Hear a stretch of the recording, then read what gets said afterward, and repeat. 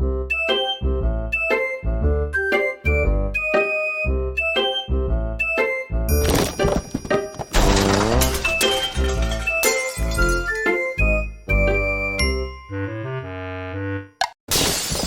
rolling. Hey, everybody. Welcome back to the Jiu-Jitsu Dummies podcast. This is episode 36. We are sponsored by Fightback CBD. You can now get 20% off your CBD order. It was 15. They've raised it to 15 for us. Appreciate you, Justin. Thank you. Get 20% off your CBD order at fightbackcbd.com with code JJD. Highly suggested. Very much appreciated support. You're also going to see his logo at the beginning of our episodes now. He is our title sponsor, so Thank you for all your support, Justin. We animated him now. Yes. Nice. He flips He's our logo now in the beginning. He's in motion, yeah. My name is Milton Campus. I am a purple belt out of Fight Sports Coral Springs. You can check me out on Instagram at Uncle Milty BJJ. Joining me for my for co-hosting duties, Drew Phoenix. Drew Phoenix, black belt, A&M Jiu-Jitsu. You in Fort Lauderdale, come train. IG? Oh, at Drew_Phoenix. And the academy is at A&M BJJ, spelled out. So one thing that I forgot to talk about, thank you for coming back again. Appreciate it. Yeah. Love having you part of the show. Yes. One of the things that I remember that we didn't talk about, we are you'll see the logo on the scroll. The show is a We Defy ambassador. Nice. You were part of it. You trained at a gym that closed. They were a We Defy gym. Yeah, I'm working on getting mine. Too. That's my question. Are you gonna be? Because sure. I don't know if you saw their recent ambassador newsletter that just comes out to us. Mm-hmm. They're like they raised so much money that they're like I don't want to get this wrong. Excuse me, but it should like almost double the amount of scholarships that they're going to award this year. Or like the month, yeah, because like they number one exponentially. They stopped during COVID, so are they going to open it back up? They're opening it back up for sure. And the number, because of the money that they've raised, the funds that they've raised, is going to go up. Because I got some vets in the bullpen ready to go. Yeah, well, look at the last newsletter that came from TJ. Right. I believe it's TJ and/or Antonio. Anthony. TJ's good. Anthony's also kind of our local Southwest region guy. Yeah. So, but check it out. So yeah, I wasn't sure if you there it is. Yeah. I wasn't sure if your gym was if you've gone through the application process for A&M. Yeah, no, not yet. Okay, because it's like head instructor. It's new business. I get it. No, crazy. I get it. Yeah, but we're working on that. And if you're a vet, please train. Yeah. And last but not least, Bo behind the camera. Say hello to the carbon-based life forms, Bo. Hello, Carbonites. I purposely brought that up because I started to remember the other day I was watching Ancient Aliens, and you and I, early in our business career, we used to I did sales and he did the artwork and the websites and stuff like that. Early in our business relationship, we used to just leave the phone on, we'd call each other. I don't think we did it I don't think we had the conferencing. We would just leave the phone on and work and talk. And I always had the TV on. He'd always have the TV on in the background, and we used to put Ancient Aliens on. And then we would just be working. I'd be selling. But you know what Ancient Aliens is? Right? Yeah. So it made me think of that. So when I screwed up a job for a client, I would just tell them it was aliens. Yeah, right. It's an alien in your logo. Don't ask me why. But Bo, did you see this movie, The Phenomenon? No, not yet. You know what I'm talking about, The Phenomenon? They were on Rogan recently. No. I forget the guy's name. I think the last name's Frank. I think I need to catch up. I've been doing so much politics. This is John Travolta? No, that's Phenomenon. No, but this is a documentary called The Phenomenon. About aliens? It is all of the recent stuff that's come out, that the government has been releasing. The government released 2 million UFO reports, but this is the government's reports. This includes Air Force, Navy, all this shit. If you're into it, in any way, shape, or form, which I am. I like that kind of the ancient alien theory. Yeah. But this goes into just kind of all a lot about the sightings and the government, military guys coming out and talking about it and how they were told to cover it. I mean, it goes all the way back to Roswell. I know there have been other documentaries like this, but they have now with all this new information, absolutely. New information, new videos that release, Navy saying yes, that legit that was a unidentified flying object. We don't know what it was.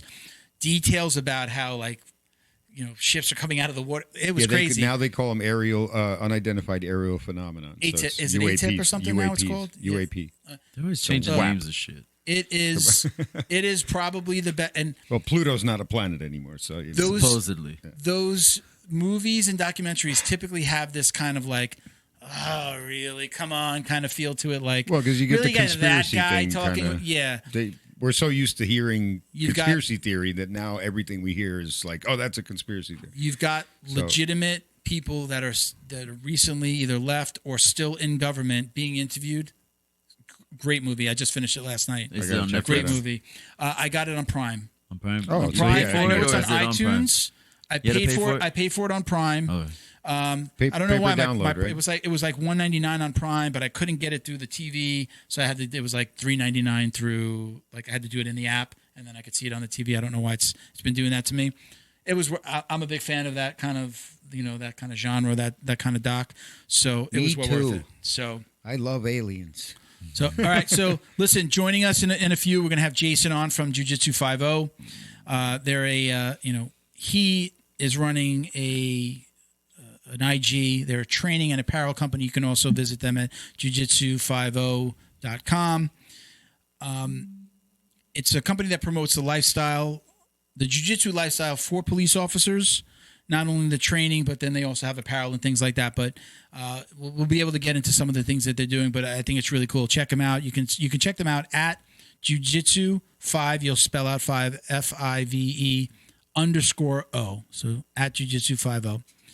One of the things is that based on the Hawaii 50? Well, so where does do you know where the 50 thing comes from? 50 came from something. I think police. Was that the number? But was that the number like in Hawaii or in someplace? 50 is I think 50 stands for police. So Hawaii 50 but the 50 was came from dialing 50 at some point before it was 911 or like in Hawaii, like it was you dialed 50 for that something for the like police, that, right? And then it grew to that, and then Hawaii. But where did 12 come from? 12, you mean 911? No. You know how? What do you mean? Especially kids, like I think in Chicago, they're like 12.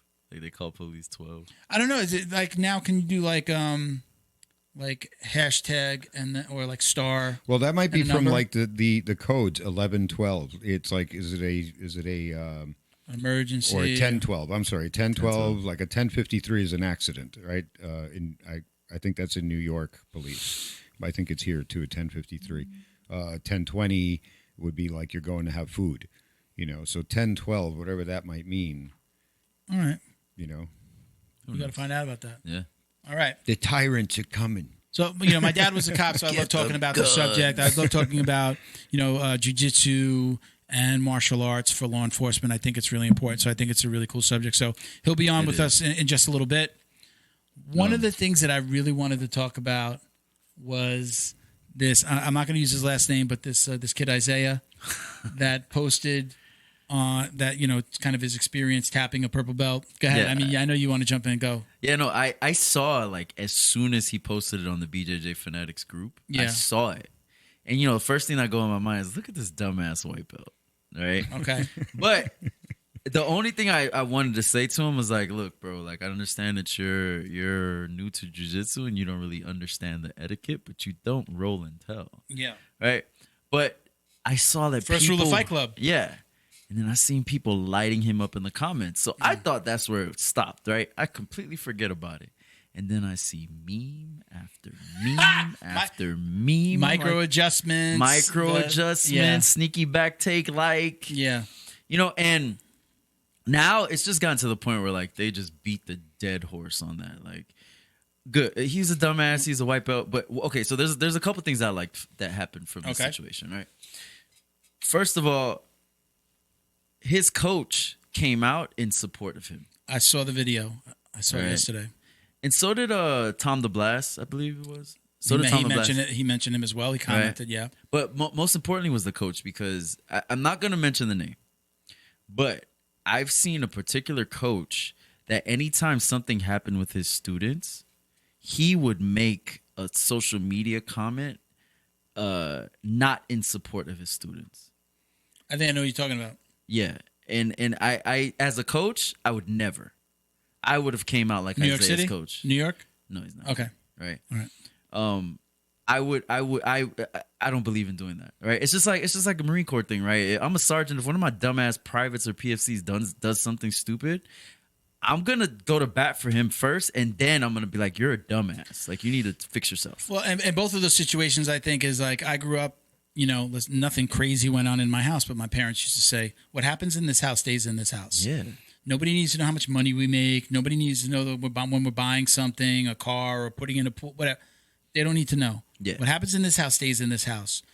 Jokingly goes back to, what happens in Fight Club stays in Fight Club, Yeah. right? I didn't see it originally. I didn't see it right away. You see the memes. I saw the memes, and I belong to this group, and they've done a real BJJ Judo Memes. BJJ and Judo Memes is the name of the Facebook group. They've grown really fast in a short amount of time over the last year. They've done a great job. And what I saw was they had to shut down, I guess not shut down the group, but they put it on pause. They were literally able to put it on pause. You could still see, if you remember, you could see what was in there, but they had to keep on saying, stop with the micro adjustment memes. Yeah. And stop with the memes. I don't know that I really don't 100% understand if it was more about they just wanted to stop seeing the same memes over and over, or if they were kind of like, all right, let's back off this kid a little bit. But when the coach came out and I saw the video that he had, I was like, all right. I didn't really have a feeling about it either way. I was like, well, that was stupid to come out and say, but I wasn't going to attack the kid. The coach came out in support. Tom DeBlas and a few other people came out and in support. And then the kid launched a T-shirt site. I love that. I love that. It. I told them. I commented. I think I saw that. Make turn lemons into lemonade, brother. Good for you. Good for him. Because look, the kid made a mistake. They're just memes. I didn't see nasty comments. I didn't go that far into it. Yeah. But I saw the memes, and then all the memes made sense once. I was like, what the hell is going on with this? It came up pretty quickly. Yeah. Saw his name, found his page. He's handling it like a champ. According to his coach, he's a pretty talented kid, and he's picked up jiu-jitsu. Yeah. I see a picture of him. He's got some boxing gloves in his training bag. All right. I don't know how much training he's done in other disciplines, but it was good to see that he's turning something that could have been very negative and could have been kind of like a bullying kind of thing. He could have stopped training jiu-jitsu. He could have just said, and that's one part of it that I wanted to highlight is that as upper belts, right, as veterans in this sport or in this art, right, we're martial artists, right? The people that continue to make these memes, you're a bunch of fucking assholes because it's like, okay, we understand that the white belt messed up. This is an opportunity for coaching, right? You make a couple memes, okay, laugh it off. He bust his balls a little bit. Yes. Busting balls is okay. But I just think that they took... At some point, it just becomes too fucking far. Well, it gets dragged out. Yeah. This morning, right, I kind of got pissed off at one of the memes because I think Jeff Glover posted it, right? And I think this is a dick move, right? It was a picture of Isaiah's wedding. Because it's like his profile picture. Yeah, it was his wedding, and it was like micro adjustments, and it said some bullshit like that, right? But it's like too far. Yeah, too far. You don't bring no women, no kids. No you know what I mean? Yeah. You don't get that fucking personal with it, no family. right? And it's like, look, you're not just a black belt on the mat, right? You have to carry yourself as a black belt. And to me, that's unbecoming of a black belt if you're going to fucking drag some white belt through the mud like that. That's fucking unacceptable. Right? And even Isaiah said it. He was like, I get the memes, I'm cool, but he's like, my wedding picture, for real? Oh, did he comment? Yeah. Especially with somebody with that much influence. I don't... Look, I'm a new black belt, but I'm still a fucking black belt, and that's unacceptable. That's some bullshit. Yeah. Yeah, don't get personal with shit. Yeah. I saw the video. I quickly went from seeing the memes, all right, what is the micro adjustment side? I got the fact about I understood early that a purple belt had posted this. I didn't get the micro adjustments. I had to look a little bit further into it, and he kind of talked about it. My personal advice to him is, don't do that again. Don't do that again. Remember that I am sure, and I understand that it wasn't at his home gym. That purple belt's not from his home gym. That he does some open mats. He goes to some other gyms. I believe that purple belt kind of commented as well, and maybe gave him some props. Like, yeah, he's good. I don't know who it was, but Isaiah's coach said. I am sure, and I do this every single day myself, and I know that you do, and you have to as a coach, and you have to as an upper belt if you want to get any better. Is I give up position all the time, so and then somebody, right. I put myself in a bad position, and I want to figure it out. You know, depending on where I am in my training session, maybe I'm a little tired. All right, I'm going to pull guard, and I'm going to work on my defense. I've got a little more energy in the beginning. I'm going to go for some more takedowns. I'm going to push a little bit harder. What he's got to understand where he went wrong is everybody's looking at that. This is my interpretation of a lot of why people jumped on him initially is, okay, white belt, do you think that purple belt really went as hard on you? He could have probably submitted you in less than 30 seconds. He gave you position. He's helping you. And then you kind of, and I don't want to use the word brag, but then you went out and kind of told everybody that you beat this purple belt. Did you ever think that, and this is something that has to be taught sometimes. We give up, as higher belts, we give up position to guys that are below us. I'm sure, again, you do it to purple belts and brown sometimes. We're giving you position to so you can learn. And the less of a dick that you are, the more that we're going to give you. You know, I've never had it happen to me where somebody jumps up and is like, yeah, got you. Like, it just hasn't happened. But I mean, like, as I do know somebody that goes like this, check, when he beats somebody, no matter who it is, when he like submits him for the first time, like, got that guy off my list. You know who you are, Alex. So my boy Sal has me on his list. He has like a whole list.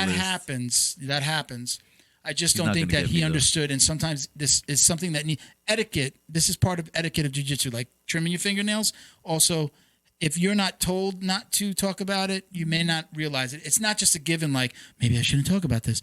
Did he really think the whole freaking world, the whole jiu-jitsu world, was going to pick up on that? And it turned into, now there's T-shirt websites. He launched his own thing. I don't hold it against him, but I just think that nobody taught him the right way to do it. These keyboard warriors, they really fucking irk me. Because the same thing with the Connor thing. Right? People making memes about that, and they're just constantly just making these memes about Connor, and it's just like, hold on. First of all, can you fight? Yeah. Right? Because a lot of you keyboard warriors, you can't fucking fight. And even if you can, like, let's say you do a little bit of jiu-jitsu, half of them wouldn't even have the balls to go in a fucking local tournament, let alone an MMA fight. Yeah. So it's like, I understand the internet culture, right? Where it's just like you see a meme, you want to be funny. Like, you want to get troll. It's about getting followers. It's about getting people, you know. I had some troll in my inbox saying, like, we're just trying to have a little fun, bro. It's like, well, you're probably one of the ones that can't fight. It's like, yeah, it's funny, but then it's like, come on, bro. Like, you got to have some sort of the ones that never got slapped before. Yeah, those are those motherfuckers that haven't been punched in the face. I was legitimately thinking about it, and it wasn't for this episode, but to just do a segment, just have him on. Ask him, hey, you want to come on and talk about it? Yeah, you know, to have him come on and talk about it. And, you know, look, I'm not looking to crucify the kid by any means. I mean, I've always known from very early on, you know, I might come home and tell my wife, I got this guy today, man, you know, but I'm not putting it on the internet. So I'm thinking about maybe reaching out to him and saying, hey, listen, you want to... I'll give you an opportunity. He's a white belt. Good initiative, bad judgment. I'll give you an opportunity to talk about your T-shirts and... Yeah. You know, and make your case, and we're not going to crucify you on the show. You know, we're not going to crucify. It's one of the growth. That was an opportunity for coaching, and everybody who went in on Isaiah, you fucked it up. I know that I saw the coach's video. I didn't go back and look. He said this was Friday afternoon or Friday morning. He posted something. He said he was going to actually do something with Isaiah. He was going to do like a live with Isaiah later in that day. I didn't go back and look at it. It might be out there. When this comes out, this will come out next week. We're filming on a Saturday. This will come out, kind of between maybe Tuesday and Thursday of next week. All right, so let's jump forward. We don't want to keep Jason waiting too long. So welcome once again to our newest sponsor, Technique, Technique.io. It's at TEKNEEK. .io on Instagram. Yes, you're putting in the .io, and if you're looking for the website, you know, if you www.tekneek.io. Let me do that again. www.tekneek.io. All right. Think cameo for martial artists, right? We're going to do one at the end of the show. We've got a competition video from our friend Miguel. One of our frequent co-hosts on the show. So you can go to Technique. You can upload your training or competition video and get professional feedback on your technique. Pros include Robert Drysdale, UFC veteran Elliot Marshall. We're on there as well. Jiu-Jitsu Dummies is on there as a group. So, for us, expect a funny take on the videos. Some of these pros, like they're legit doing like some kind of breakdowns of the video. Stay tuned. We'll show you the tool. We're actually going to do Miguel's video live on air. Okay. Huge shout out to Flow and Roll. Bo, can you're seeing my shirt? My Flow and Roll? It's there. All right. Can I stand up? Can you get the back? Hold on. Can you turn? Yeah. Flow and Roll. Can you see the back? Oh, yeah, okay. What does it say? Jiu-Jitsu on the brain? Jiu-Jitsu on the brain. All day. This All is day. my favorite T-shirt ever. Because it explains your life. Explains my yes. Yes. Yeah. That's me. That's all I think about. The show. Do you want to know me? Look at the. It's interesting how you want to know me? Look at my shirt. Yeah. Oh, and wait, I forgot. I got the Flow and Roll hat on too. I got my ranked cap on. So check them out. Huge shout out. Thank you, Sean. I went to the last Fight to Win. Was it 161, 162? The last one they did in Miami, all girls event. With the all girls, the all girls event. So that's I went there. Hat. He was set up. He was there. Hooked me up with some gear. So I got a whole bunch of new shirts. Those ladies went at it. I got a couple things that you might want to take. I got a hat. And I got a Jiu-Jitsu Dummies jacket for you, I think. All right. So at flow_n_roll on Instagram. You can get 20% off your online order with code JJD at flowandroll.com. You've got to check out the website. He right now they're doing a whole bunch of, I like the retro, like this is like hand-drawn retro style. Yeah. Love their stuff. They've got some really cool like Day of the Dead kind of stuff, like, Hispanic Day of the Dead looking, Dia de los Muertes, like those kind of style. I love it. Lots of stuff on the website. So again, go check them out. Flowandroll.com. And again, get 20% off with code JJD. Patreon. Shout out to our Patreon podcast patrons, including our newest gym sponsors. We got Carlson Gracie, Broward County in North Lauderdale, Florida. Cool. Carlson Gracie, BrowardCounty.com. Go check them out and tell Big J we said hello. Yeah, John Way Martial. Zino. There you go. Friend of yours, right? Yep. John Way Martial Arts in Plantation, Florida. That's johnwaymartialarts.com. They feature Wing Chun, Kung Fu, Brazilian Jiu-Jitsu, Muay Thai, Choi Foot Kung Fu, San Chow. Yeah, we had him on the episode 34. Great interview. Cool, actually, it's picking up steam, and it's been one of our most watched podcast episodes in recent history. Cool dude. They also do MMA conditioning, knife fighting, cardio kickboxing, and they have classes for kids, teens, and adults. Other podcast patrons include, thank you guys for your support, Robert Walker, Frank House, Wolsey Rivera, Boa Athletics. Check them out at BOA_athletics on IG. Thank you to Michael Pixley Jr., Jason Smiley, Britt Tavar, James Fisher, CJ Carroll, Mission 22, Chuck Reddoor, and Roberto Santiago. So if you'd like to support the show and get a shout out like that on an episode, visit us at Patreon, patreon.com/Jiu-Jitsu Dummies. Join and you automatically entered into this isn't for the gym sponsors, but for the individual sponsors. Join and be automatically entered into a $100 raffle every single month. We send it. The raffle pool are people who submitted questions and our podcast patrons. So you can get entered into this $100 raffle every single month. Last month, High Road BJJ, who's a friend of the show, they awarded $100 worth of gear. This month, this January, which we're about to award, is going to be a three pack of Fight Back CBD. So got Jason to put up last month. That's $100 worth of CBD. So you can submit a question to the show. If we use it on the show, you're automatically entered into those drawings. If you're a podcast patron, you're supporting the show. You're basically pledging as little as $5 a month, and you're automatically entered in, okay? Last but not least, don't forget to like, comment, subscribe, and share wherever you're watching or listening.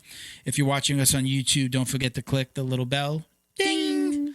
And you get notifications every time we launch new videos. Who owes who a beer? All right. Somebody owes someone a beer. So I had to go through that fast because I don't want to keep Jason waiting. All right, let's get Jason in here. Let's get him. Ready? Yep. Let's do it. Let's do it. All right, guys. So joining us today is Jason from Jiu-Jitsu 50. He's a police officer in Jiu-Jitsu Brown Belt. Welcome, Jason.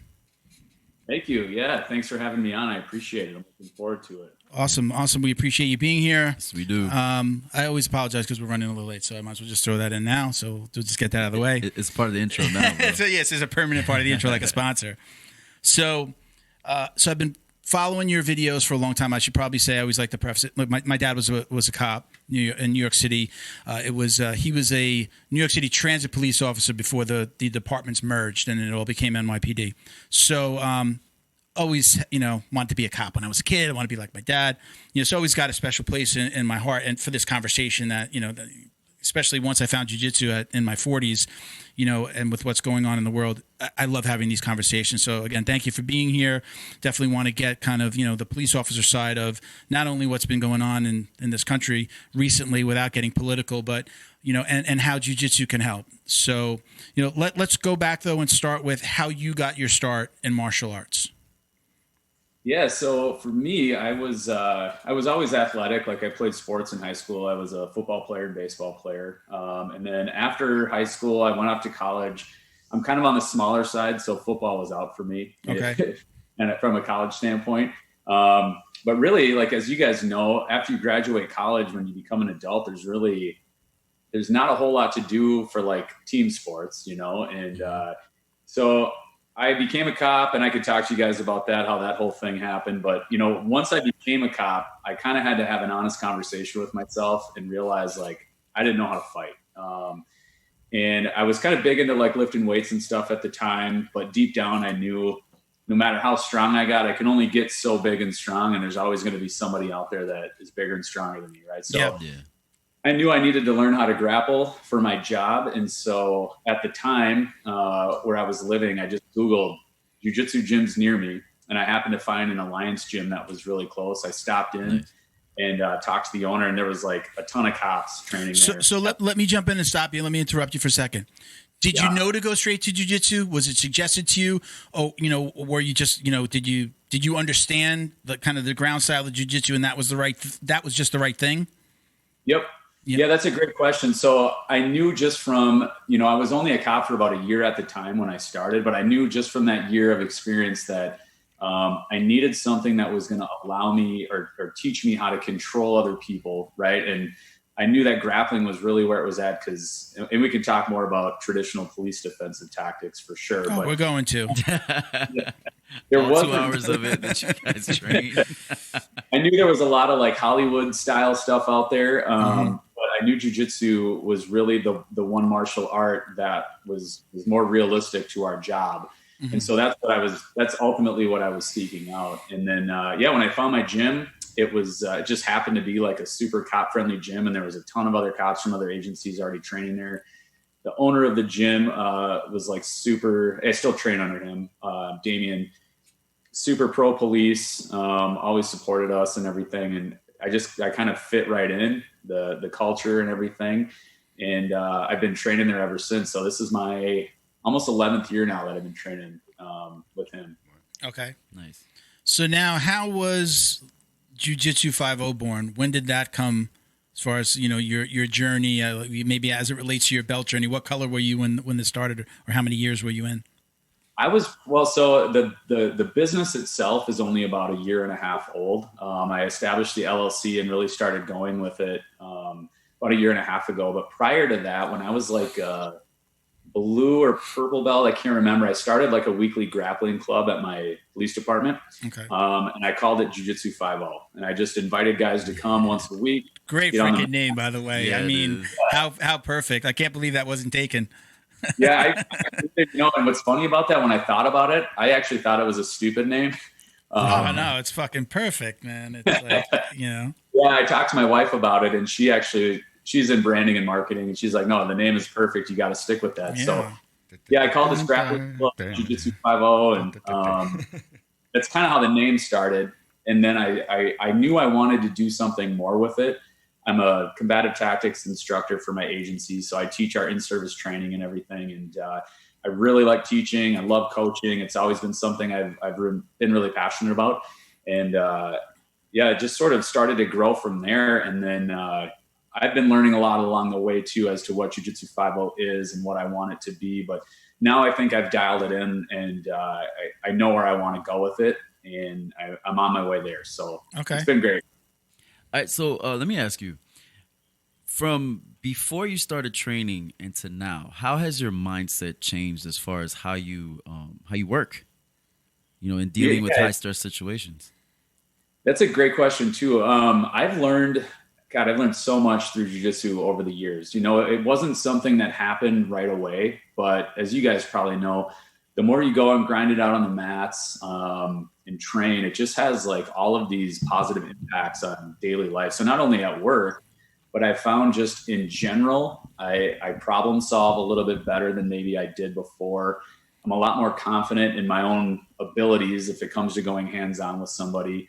I feel like I'm probably a lot more calm in certain situations, and maybe before I trained, I would have like been a lot more quick to snap or judge or, whatever. So, and it's been a really great outlet just to stay in shape.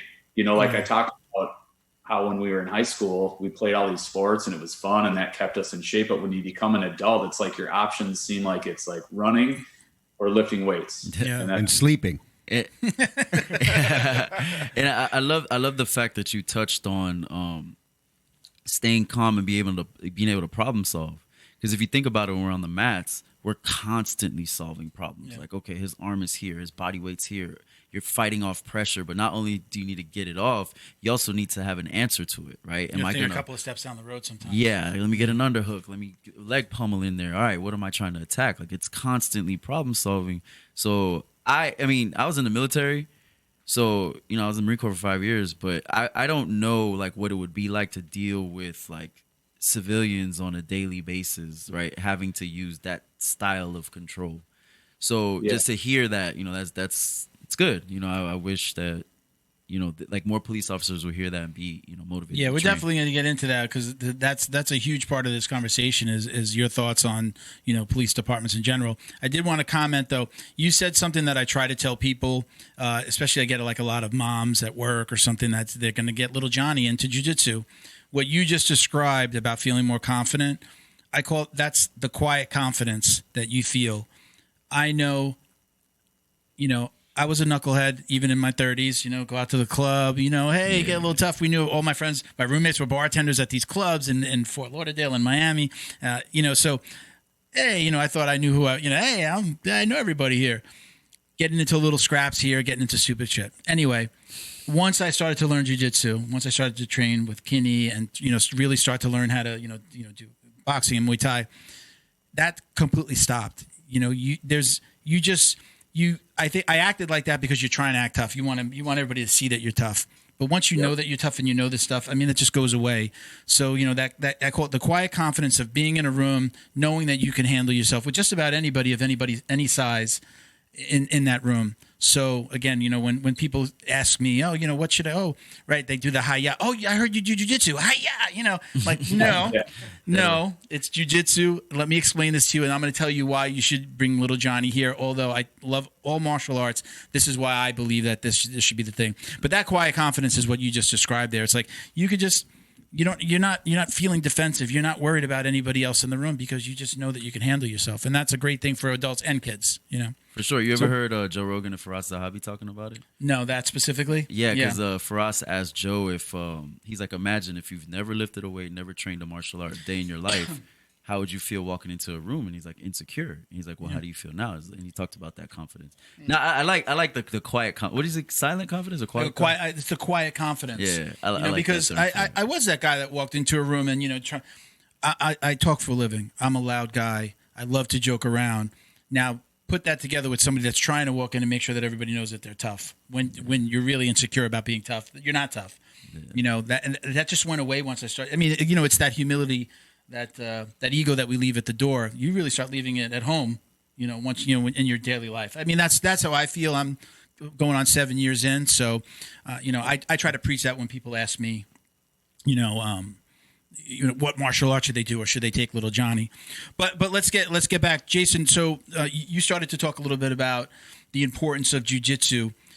Before we get too far for police officers, before we get too far into that, have you seen what the Gracies have been doing? Did you see that? What Henner put out, that video that he put out? It was a pretty long video of how he wants to explain it to police chiefs around the country. Number one, what do you think about that? And you did say you're training defensive tactics. So what does your department think about that? Have they fully adopted that, or is it still kind of new to them? And do they have a budget for it? That's a big part of it, which is what I'm understanding. Yeah, budgets are a big thing right now because we've all been talking about the defund the police movement, like that, which we can talk about that too. But so from my department standpoint, we definitely have moved more toward like a jiu-jitsu based, ground fighting based system. And like any agency, there is a limited amount of time that we're able to all get together and train for in-service training. But I think my agency probably does a better job than a lot of them around the country, because there's a lot of agencies out there that train one day a year, and they jam all of their defensive tactics, all the check the box training into an 8-hour day. That's such a shame. Well, you forget more than you learn. Oh God, it's incredible. And I've heard it put best, like a high school wrestler gets more training in 1 week than a police officer gets all year, you know? And there's a lot of truth to that. There is no muscle memory in that 1 hour that you're going to maintain. Yeah, exactly. You might as well, honestly, just not even train and waste the time, because that's what it is. It's a waste of time if you're only doing it 1 day a year. So we train ground fighting usually about 6 times a year, which is still not enough. But like I said, I try to do like the grappling club and get guys into it. I'm promoting jiu-jitsu all the time, obviously. But cops do need to take it upon themselves to train outside of work. And if they don't like that, too bad. You know, it's like this is a profession that you chose.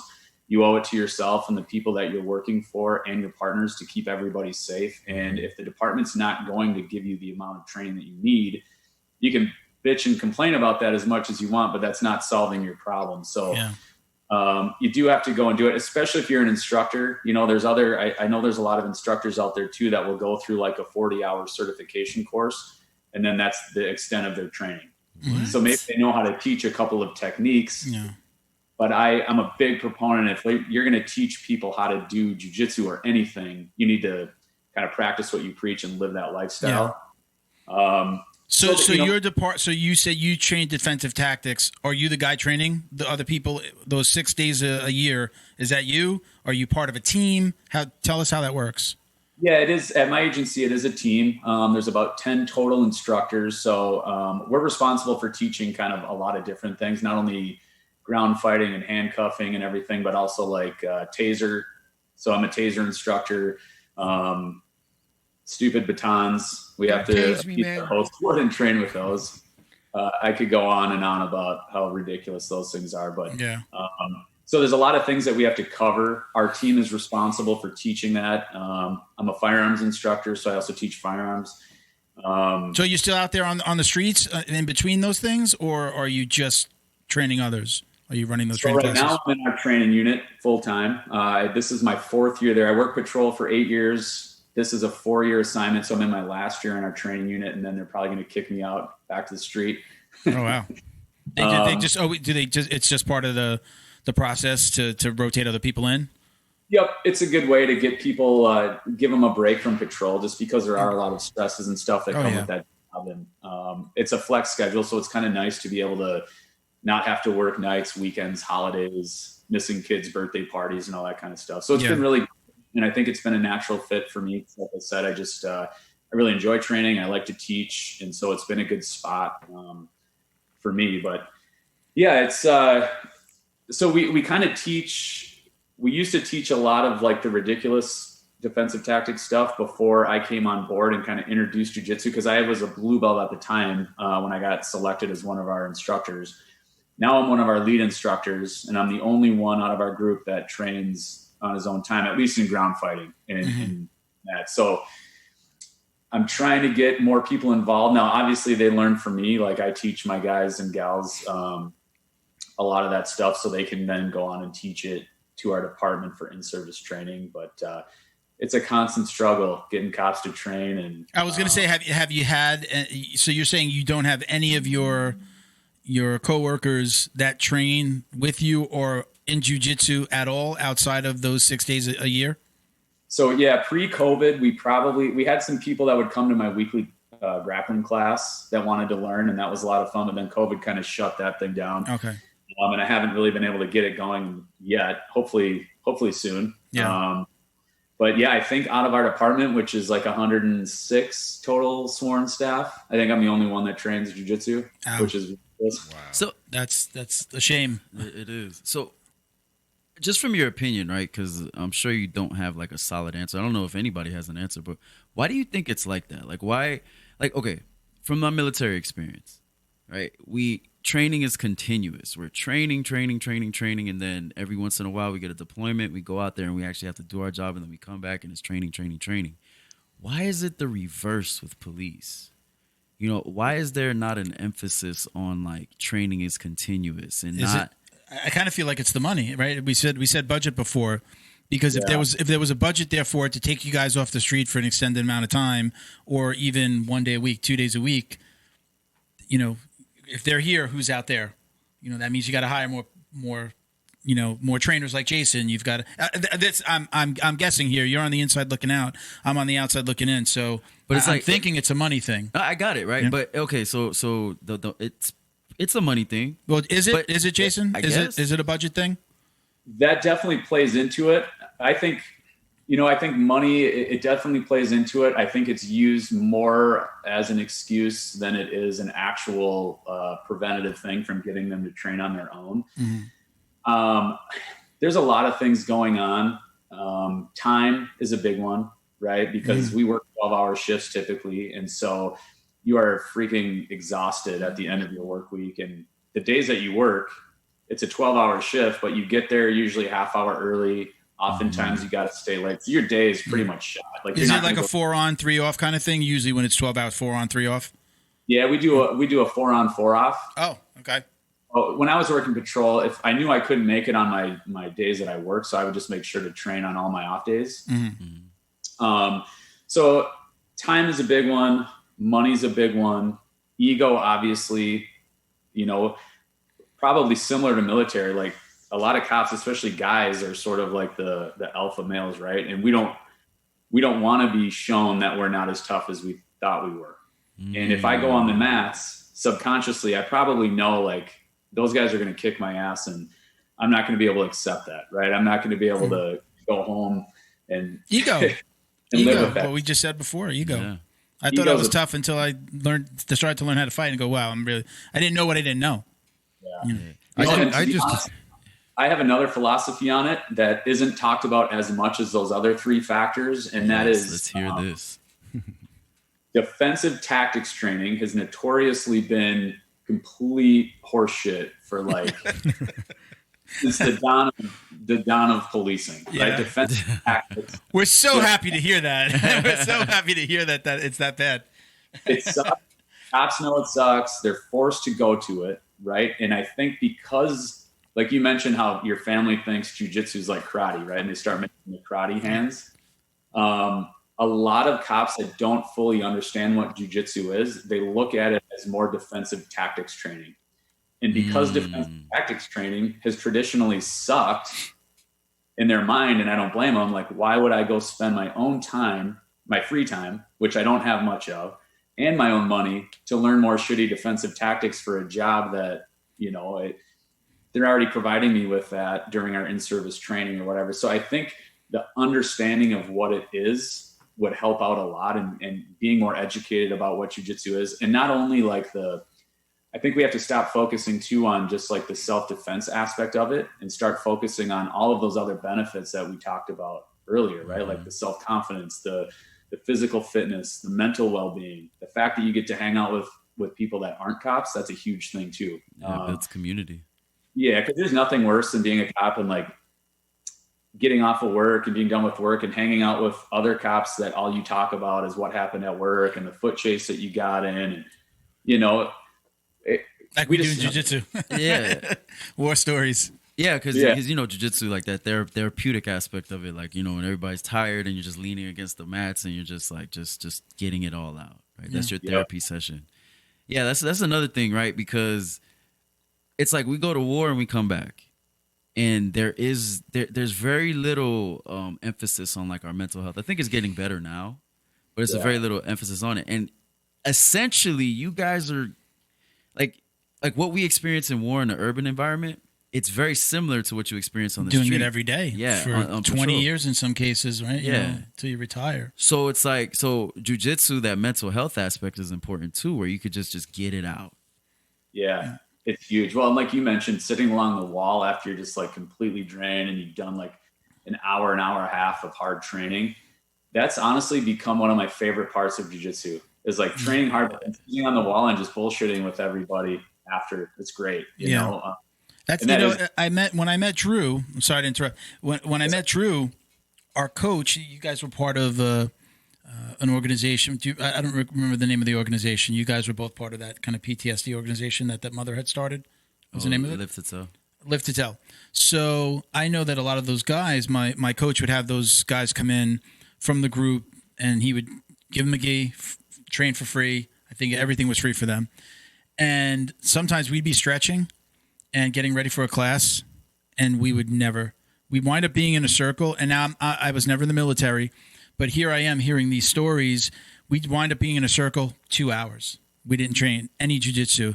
Those are some of my best memories. And I mean, we did that we probably didn't just not train that day, but you were there. I told you on the first time you came on the podcast, that story you told me about how your friend was in another vehicle and you were like, you were going to shoot somebody, and you saw his face. That stayed with me for the longest time. We talked about it on the first time you're on the podcast. So some of those conversations, for me, who's not in the military, I was never a police officer, was never in the military, that was therapeutic for me, and it helped me understand you guys, and it led to kind of us doing a lot of stuff with the military and the foundation and We Defy and all that stuff. But I mean, the thing is, for the people outside of jiu-jitsu, like Jason, your higher ups, your sergeants, lieutenants, and captains, and so on. There's it's so difficult to explain that to them, and they have to get on the mat to understand that. But you kind of, right, until they're just it's that UFC thing that they do on the ground, right? It's so hard for somebody to truly karate. Yeah, I mean, I even I would train 5 days a week, 2 hours a day, open mats on Saturdays, and my wife was like, "What are you doing?" I'm like, "You don't understand how much I love this and how therapeutic it is."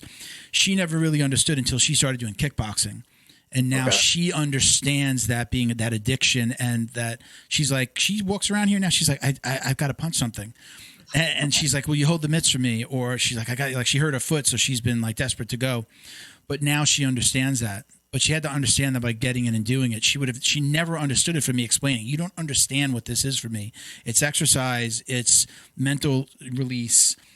It's learning how to defend myself and my family, So, I mean, that's always going to be a challenge. I think I love what the Gracies did, what Henry did in that video. I just don't know if that's, how much of an uphill battle is that going to be? I mean, you're training, defensive tactics in your own department. Do you see a window of opportunity for them to continue to expand that? Or is it like beating your head up against a brick wall?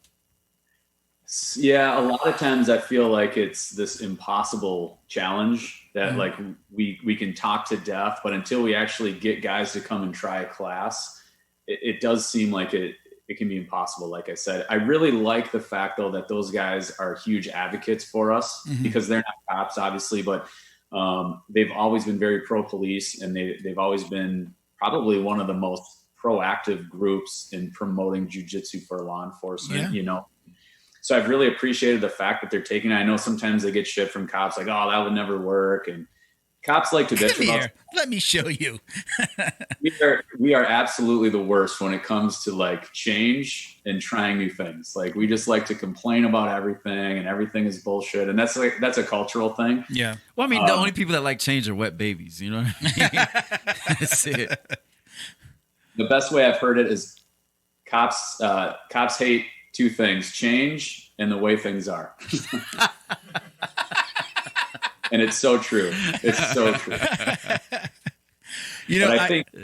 Go ahead. I'm sorry. On the mats, if we could just get guys to like come in and try a class, because like the weekly grappling thing that I was doing within my own agency, the guys that came and tried it for the first time, every one of them wanted to come back and do it again. They're like, "This was awesome. We need to do this more often. We should have everybody doing this." And then I got buy-in, but it's just a matter of actually like getting them there.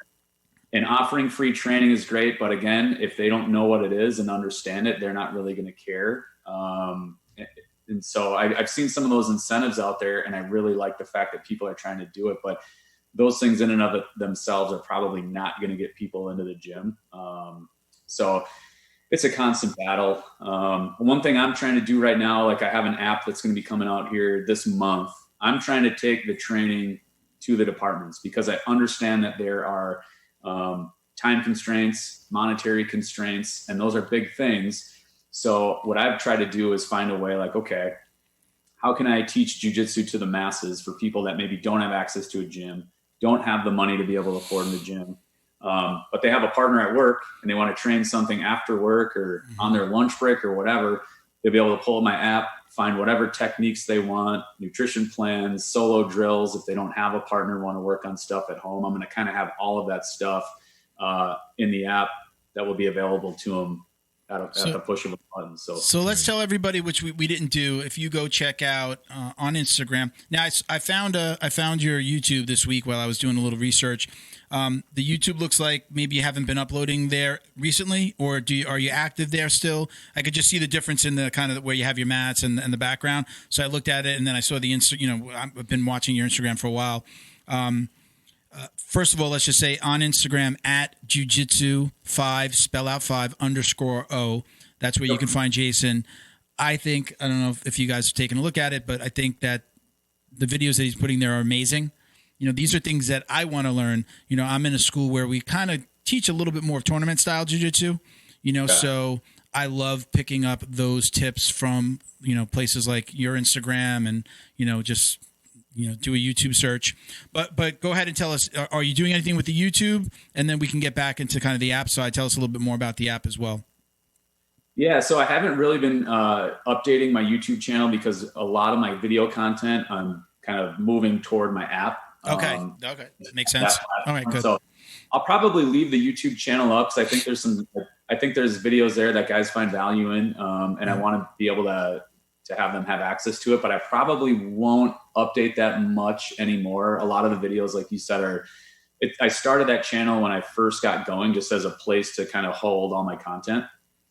But now that I'm shooting a lot more video and techniques and doing things, and I've got my mat space, my studio's finished and everything. I'm going to probably move it all toward the app, and then, I'll still put out stuff on Instagram. So you'll be able to find technique videos and stuff. It's a great way to get people to the app too, is, give them a little piece, give them a little nugget, and then they follow you. Show them what I'm all about. And if you want to learn more, and if you like the style of my teaching and you like the things that I'm teaching, because to your point, you're not going to probably see me showing like how to berimbolo somebody, I like playing around with that stuff on the mats personally when I train. I don't do it a lot, but I'm very much more like self-defense focus and what's realistic for policing. So I talk about Kimuras a lot. I talk about takedowns a lot, just being able to control people in side control, knee on belly, mount, how to escape a headlock. There's a lot of those simple things that maybe you don't learn at your gym, but that definitely apply to the street when you're grappling with some uncooperative person, right? So you just mentioned knee on belly, and I've been itching to ask this question. Again, doing my research this week, I saw the NYPD training video that you posted on your YouTube.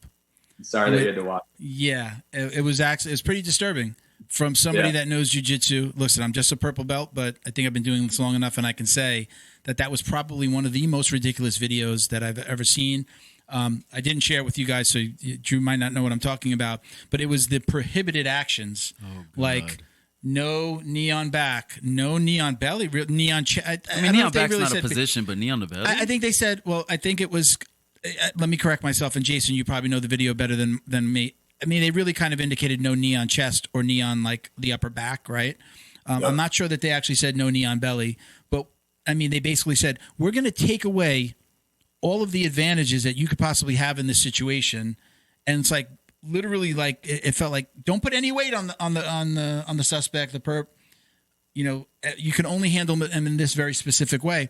I know that you've also mentioned, I think I saw in one of your videos, you guys aren't allowed to do chokes anymore, right? You specifically, your department.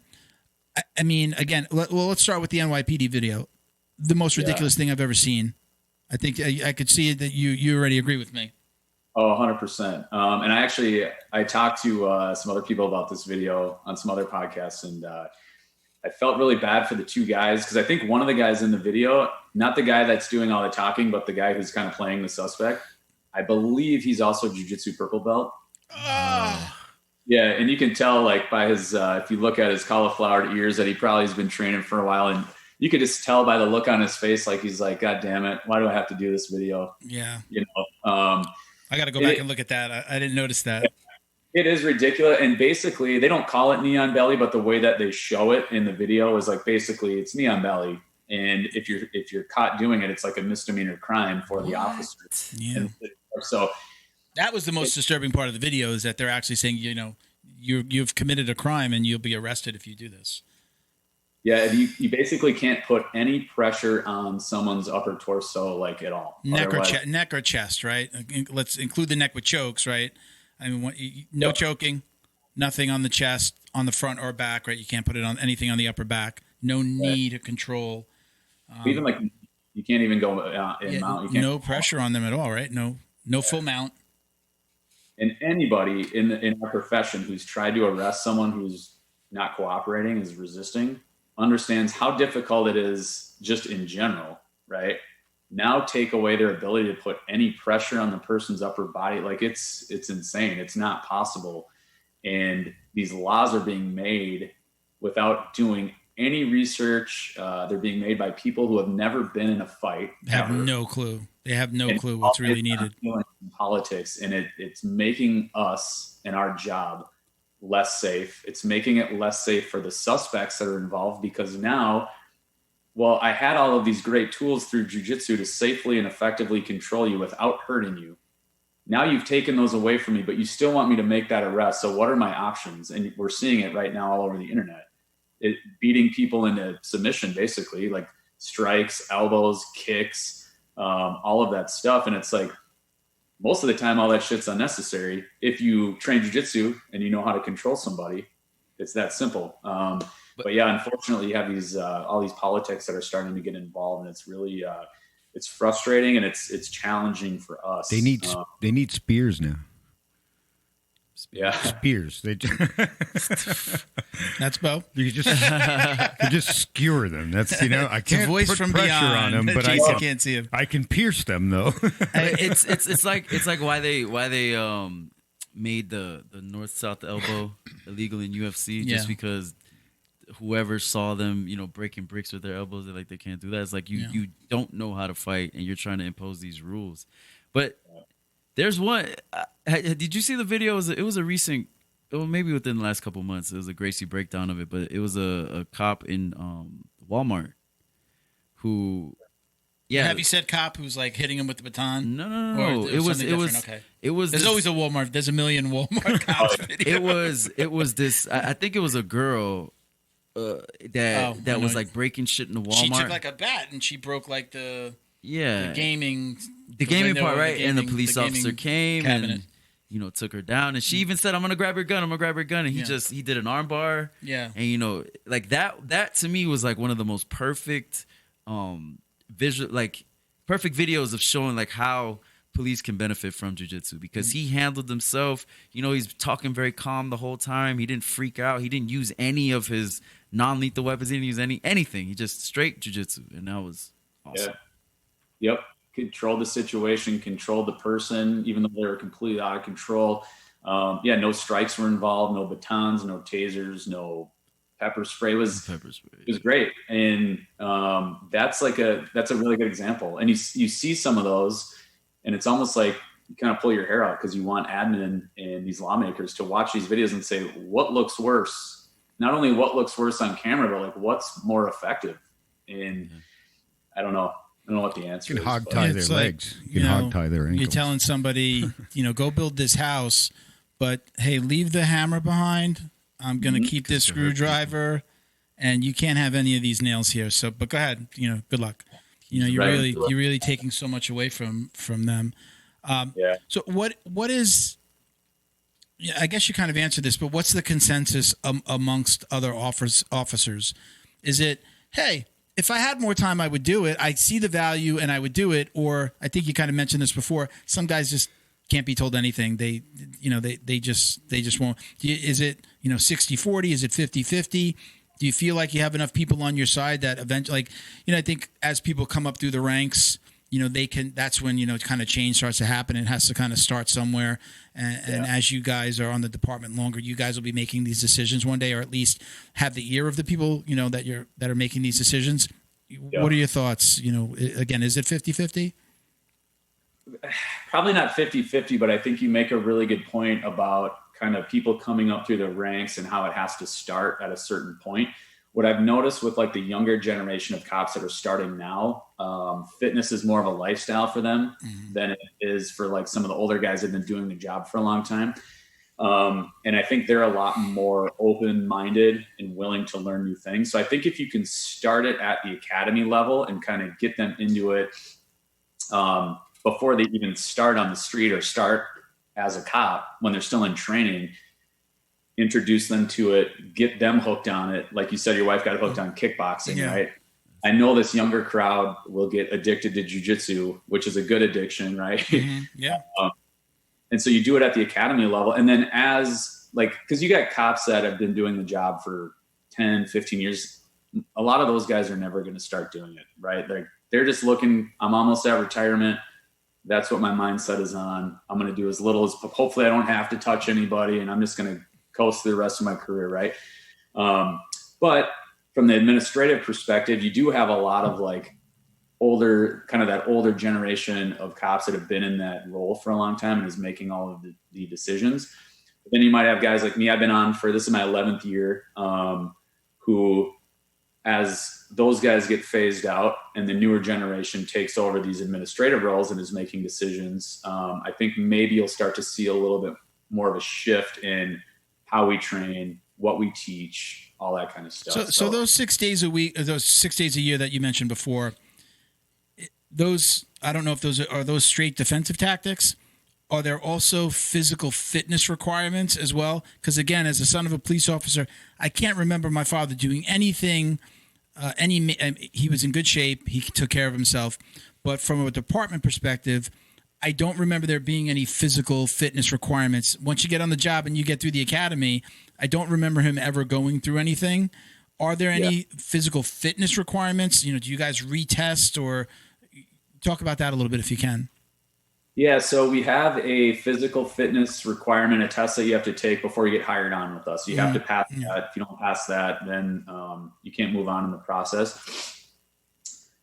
Our SWAT team has an annual test that they have to pass. So there's a physical fitness for our SWAT team, but just for general patrol and investigations, if you're not on the SWAT team, there's no annual requirement. So I think there should be. I'm a big proponent of that. I think we work in a job where we owe it to everybody, including ourselves, to stay physically fit, and fitness needs to be a lifestyle. And I preach that all the time to the newer cops that are coming in and say, hey, if you don't live this life, you're going to go down this path where you're eating fast food on patrol every day, and you're going to get lazy because you're working these long shifts, and before you know it, you're going to gain 50 pounds and have heart problems. And we see it all the time, right? Like, I don't know what the statistic is now, but it used to be like the average life expectancy of a cop after they retired was only like a few years. Wow. The way they treated their body. Now that's probably an old school statistic. Like I said, I think the younger generation that's coming up is a little bit more, they live that life a little bit more, but McDonald's, booze, and stress. Yeah, exactly. Yeah. Yep. I mean, it's the prescription for a heart attack right there. Yeah. Right. I'm on it right now. So, it's when you see those, again, we see these videos and I see that really heavy cop on patrol, like a really fat cop on patrol. Oh, I'm Miami, saying, what is man. he thinking? What is he thinking? And how does the department let him get away with that? Well, that bothers me because, and this was in New York too. And whenever I saw cops that were super out of shape, the belly bomber cops, right? Yeah. It bothered the hell out of me because, one, to get that way, you have to be drinking. So your body's like relatively slim, but your belly's way out here. Yeah. That's because of drinking. That's not even eating, And then obviously you drink, you eat bad. But it really bothered me because to me, the cop is supposed to be kind of like the model citizen. Yeah. And the model citizen in a whole bunch of different ways, model citizen and Now, I'm not knocking the guy that might have a thyroid problem or something like that, but the majority of them are having a refrigerator problem. So, did you hear that, Jason? I'm not sure if you picked that up.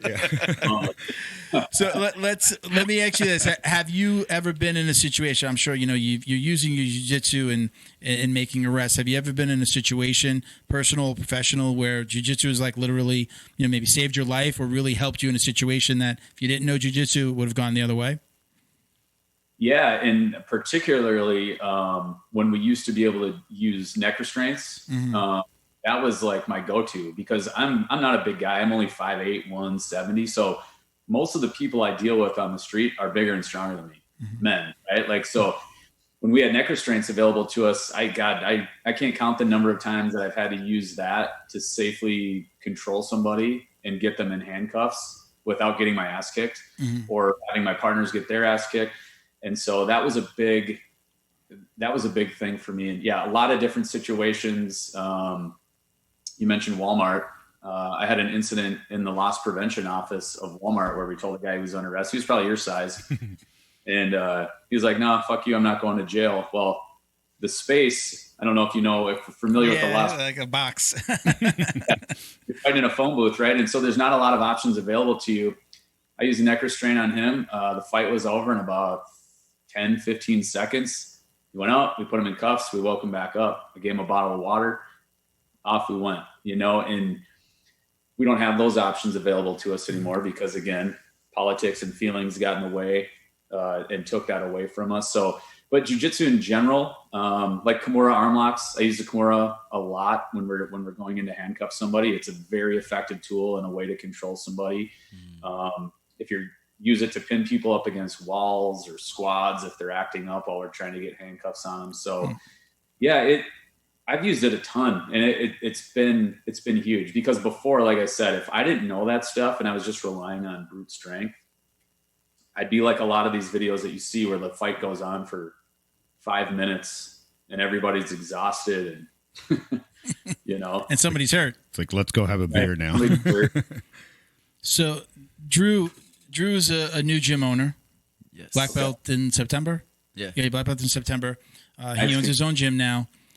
What do you suggestions for guys like Drew who own their own place as it relates to offering this kind of training? Do you have any suggestions for these guys? Because I think sometimes, again, I've had 2 schools. I've trained at others, to open mats. I've been at 2 schools. First one was with Kinney. He was in law enforcement, but we really didn't go into like those tactics, because I told him that I was one of his first students. As soon as I said I wanted to do some tournaments, we changed kind of to a tournament style. My school now, tournament style. I think it's just like other habits that we've talked about. It's kind of hard to break out of those habits and to offer a new class and have to get a new teacher. Do you have any suggestions for, and I'm not saying that Drew's got to offer the classes, but for guys like Drew who own gyms, what do you tell these guys as it relates to offering these kind of classes? Yeah, a few things I found that work pretty well, because obviously, like if you can do a law enforcement only class, maybe one day a week, Wednesdays at noon, for example, it's like cops come in and they learn basic stuff. It doesn't have to be anything crazy, but it's just for cops so they can feel comfortable. Maybe if they've never trained before, whatever, they can come in. The other thing you can do is like reach out to some of the local agencies, because a lot of local agencies don't have the space for training. So they might have to rent an outside place to do that. They might not have mat space. So you could offer up your gym as a place for them to come in. Maybe you charge them a nominal fee to come in and rent the space from you, but it's a good way to get them in the gym. The other thing too is like seminars, law enforcement seminars. So my buddies from Invictus Law Enforcement Jiu-Jitsu Collective, they're doing a seminar. They do seminars all over the country, but they're doing one here in April down in Austin at one of their gyms. And I'm actually flying down to teach for that. But those seminars can be a really good way to get people in the door as well and expose cops to jiu-jitsu without their department like forcing it upon them. Yeah. It's something else that I got from speaking to him is maybe contacting like the academy, and trying to get I'll offer it, like just teach it for free at the academy every so often, and then give it like offer them to come to the school afterwards, or get with like a company like what is it, Adopt a Cop?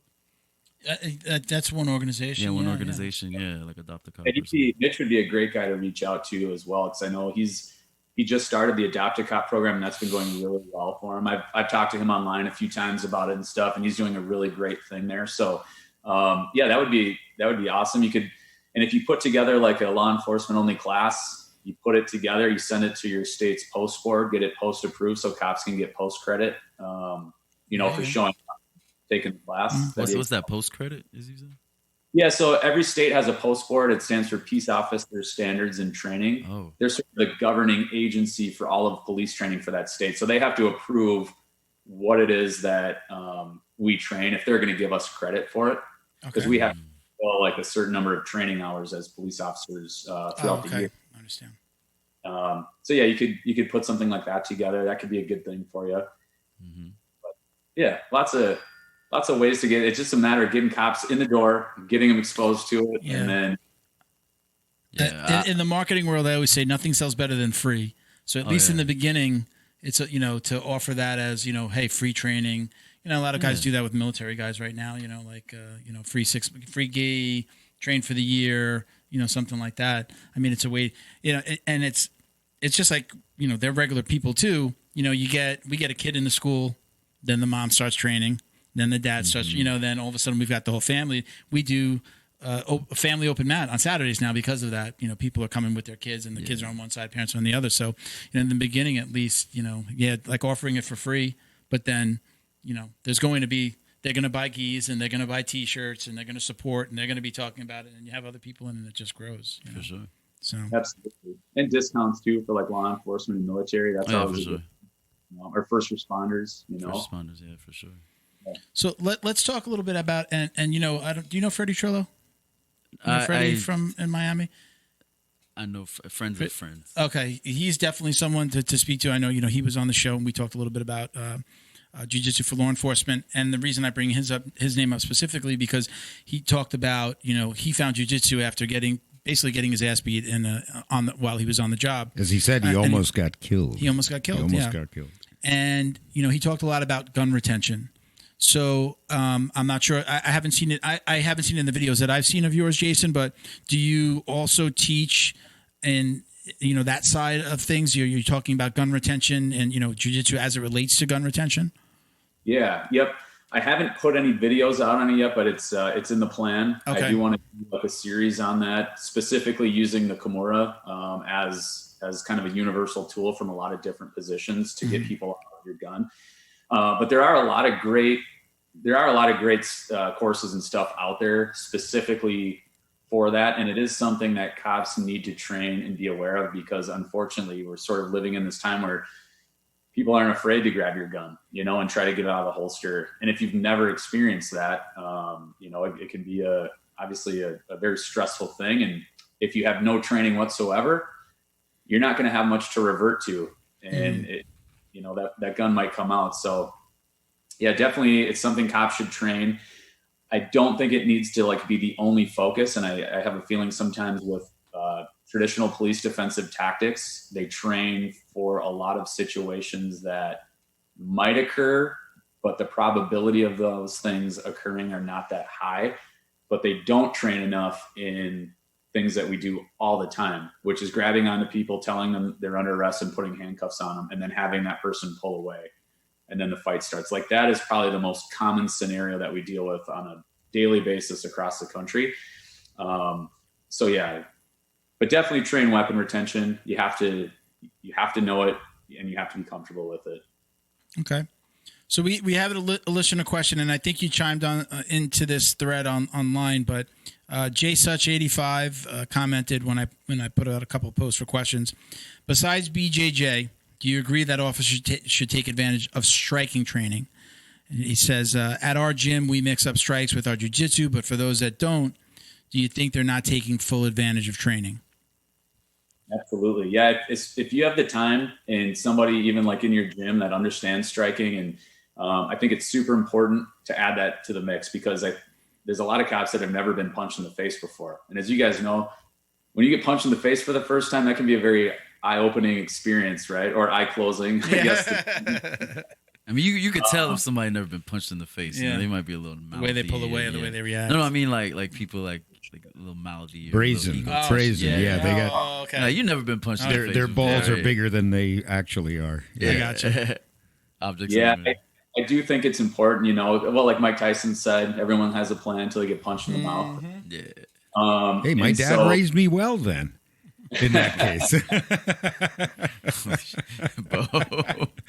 was one thing I did after I got my blue belt. I started boxing, so I was an amateur boxer for a while, and I loved it. I loved boxing. I competed. After I got done competing, I coached for a while. I really liked doing that. I got a few concussions, and I'm 40 years old now, so I was sort of like, I don't think I can really spar anymore because I'm afraid of getting more concussions, but. Yeah, adding striking to the mix, even from a perspective of like from the defensive aspect of it, right? I preach the punch, cover, clinch drill all the time because if you watch any fight video on the internet, what is the most common thing that people do? It's the big wild haymakers, you know, and what we see a lot in policing from the videos and stuff I've watched and I've seen on the street, if someone's trying to punch a cop in the face, they're normally like backpedaling and trying to swat the punches away. They end up off balance with somebody on top of them, or they're just taking shots because they've never experienced before. This is a very common, like natural response, right? But if we can learn to attack the threat, if that guy's going to throw those wild punches and I know how to close the distance, right? Wrap him up in the clinch. I know how to take him down a million different ways from the clinch. Like there's a lot of stuff you can do. So yeah, if you could like put on some regular 16-ounce gloves or even like MMA gloves and add some striking into your jiu-jitsu, I think that's a really that can be a really positive thing. Well, yeah, we learned when I was in karate that shortening the distance, if somebody's winding up, just step in, and they can't do the punch. They can't. So you elbow, you do something else. For jiu-jitsu, I mean, it's usually we're going to go to the clinch. We're going to take you down. You know, well, just by stepping in, you thwart the punch, and now you can do a grab or whatever. I don't know what you call it in jiu-jitsu because I'm new. No, you're not new until you put on the gi. You haven't even put the gi on yet, so you're not even new. Yeah. All right, so Jason, we got a little speed round here of questions that I usually ask. I'll let you ask the big one at the end. So just less conversational from us, but a little bit more to get some feedback from you. So, okay, our first question is, if you can go back in time, what would you tell the white belt you? To calm down. Okay. That's a spaz. So now I'm going to add a 1A onto this, or a 1B. If you can go back in time, what would you tell yourself as a rookie officer? The rookie officer you, what would you tell that guy? Probably the same thing, to calm down and realize that things aren't necessarily as big of a deal as they might appear. And you can take some deep breaths and assess the situation a little bit differently. Gotcha. All right, number 3. What's the craziest? And the Walmart in the loss prevention office might have been your one, but what's the craziest jiu-jitsu related thing that's happened to you on or off the mat, or even on the job? Man, yeah, like the Walmart thing. I guess like it's funny because when you've been a cop for a while, things that you thought were crazy a long time ago, that's a just crazy aren't crazy anymore, right? Like. I've seen so many crazy things and done a lot of crazy things that I don't know that I could just like pick just one. I don't know. Well, we've gotten oil checks, broken fingers, throw up, somebody throwing up next to somebody's head on the mat, like in mount, then they threw up, stuff like that. Yeah. Yeah. I mean, I've had people try to bite me, Okay. There's a lot of that kind of stuff that happens, but it'd be tough to think back on one of them. I've wrestled with naked people, I've wrestled with naked people. Me too. I have. I think we all have. Not with my gun on my head. Exactly. Wait, was that figurative? Am I missing something? Yes, you are missing something. Maybe the gun spice things up, you know what So, most important piece of advice for someone looking to get into law enforcement? So find training on your own, like train outside of what the department is going to provide to you, because that's going to help you in the long term. Yeah, for sure. I think that's great advice. So, biggest regret as it relates to jiu-jitsu? If you have one. Yeah, probably not starting sooner. I was gonna guess it. That's a big one. I was 30 when I started, or 29, 30, and I wish I would have started when I was 12. This one isn't one of my speed round questions, but when I think about somebody like you that trains jiu-jitsu, how many days a week are you training? I usually shoot for 3. If I can do 4, great, but because I'm thinking, I'm pretty sore right now. I hurt my rib today a little bit. Something's going on there. So every time I bent over, I sneezed before. It's like, I couldn't imagine waking up the day after training and having to, sit in a car, be in a situation where I'm going to have to use the jiu-jitsu. Like you might have to, like on the spot, get out of a car, start running after somebody. Because I'm 47. I'm always sore. Something's always hurting. What is that like for you? Do you kind of space out your training based on days off and like, I need a recovery day? Talk to us a little bit about that. Yeah, I usually try for like Monday, Wednesday, Friday. Mm-hmm. And then if I do train on the weekend, like on a Saturday, Sunday, I'll go fairly light. One thing I've been doing now for the last probably year or two, I try to stretch every day to some degree. It doesn't always have to be like a 45-minute yoga session, but I try to do some flows, keep my body loose, and that seemed to really help. And also drinking water. I try to drink 100 ounces of water every day, which also I think has had a really positive impact on just my general feeling. Because I'm 40, I feel your pain. I felt like I was always sore before. Yeah. And stretching and hydration, I think, have really helped with that. What else do you do for recovery? Do you like supplements, things like that? Are you into that kind of stuff? I take not a lot. Like I'll do like whey protein. I do a fruits and greens shake like in the morning, so I can try to get all my greens in because I know that's really good for me. But beyond that, I don't do a lot of like recovery. Sometimes I'll sit in my bathtub with like some Epsom salts if I'm really sore, and I feel like that helps out. Yeah.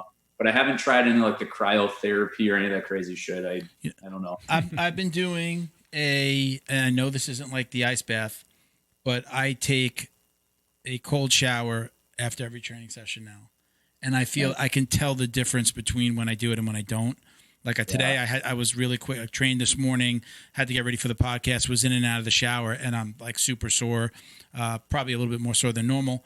But I feel, especially like at night, coming home from a training session during the week, cold shower, as cold as I can get it. I usually start it at, so it's not like complete shock, like you drop it into an ice bath, but kind of start it at cool and then slowly make it colder and colder, and it's bearable. But I feel a lot better when some of those aches and pains go away. The same aches and pains I know that I would normally sit on the couch and watch a movie with my wife later that night that I'm going to have, those things go away. But I mean, that's me.